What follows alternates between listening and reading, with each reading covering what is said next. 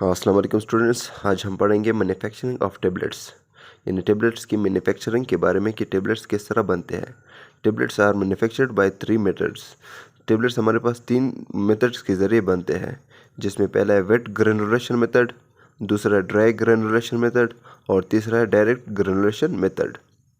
तो अब हम इसको बारी बारी एक एक को डिस्कस करेंगे। तो स्टूडेंट्स, सबसे पहला है वेट ग्रेनुलेशन मेथड।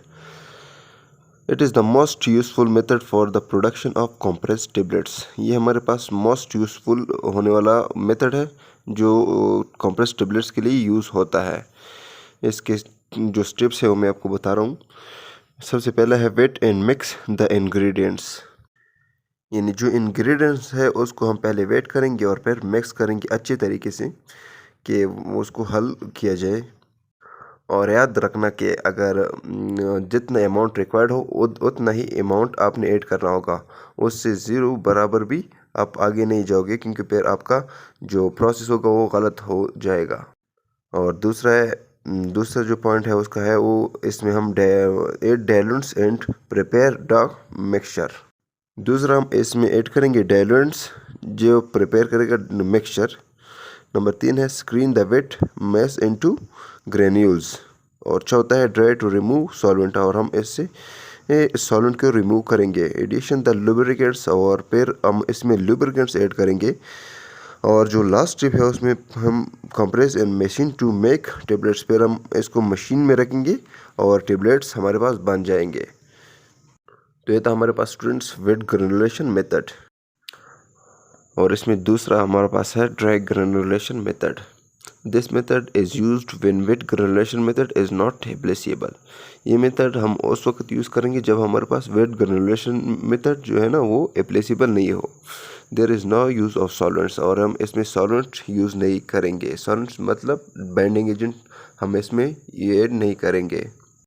और इसके स्टेप जो है वो हमारे पास वेट ग्रेनुलेशन मेथड के साथ सिमिलर है, तकरीबन सिमिलर है उसके साथ। इसमें जो स्टेप इन्वॉल्व है वो है weigh and mix the ingredients. हम पहले जो इंग्रेडिएंट्स है उसको हम वेट करेंगे और फिर मिक्स करेंगे अच्छी तरीके से।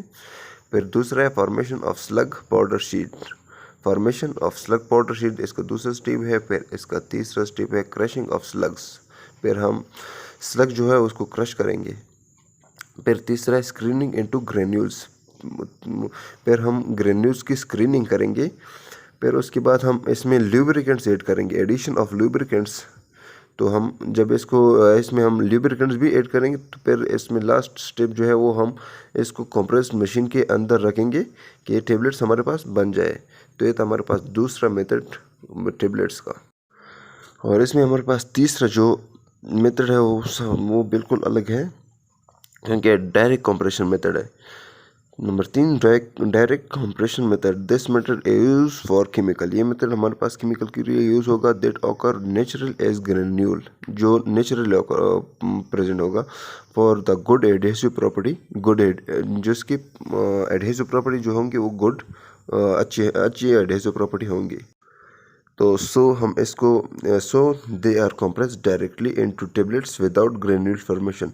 तो हम इसको डायरेक्ट कंप्रेस करेंगे into tablets without granules formation, यानी हम इसको डायरेक्टली कंप्रेस करेंगे विदाउट ग्रेन्यूल फॉर्मेशन के बगैर हम इसको कंप्रेस करेंगे। जैसे कि फॉर एग्जांपल इसका आता है एस्पिरिन, तो ये इसका एग्जांपल है। तो ये था हमारे पास स्टूडेंट्स मैन्युफैक्चरिंग टेबलेट्स के मैन्युफैक्चरिंग के बारे में ये 3 जो अहम टॉपिक्स है ये हमने डिस्कस किए।